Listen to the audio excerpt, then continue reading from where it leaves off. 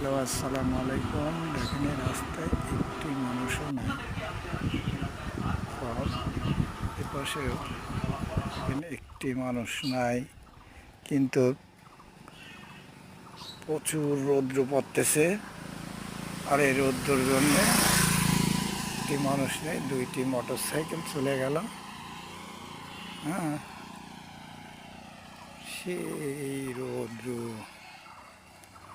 যেখানে একটা দেখতেছেন বিশাল বড় মাঠ, প্রচুর মাঠ। মাঠের জন্য দেখেন সেদিনকে ঝড়ে দেখেন আম গাছ ভেঙে পড়ে আছে। আম অনেক বড় বড় আম হয়েছে, বড় বড় আম হয়েছে।